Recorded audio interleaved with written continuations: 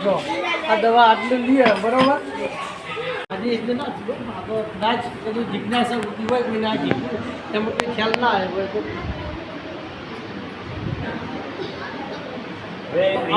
તો કરીએ તો રમત ગમતથી આપણે શું થાય શરીર તમારું તંદુરસ્ત બને હાથ પગના હાડકા મજબૂત થાય સ્નાયુ મજબૂત થાય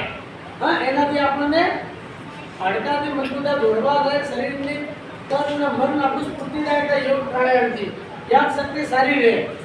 પાછળ આપણું તંદુરસ્ત મન અને તંદુરસ્ત શરીર રહીએ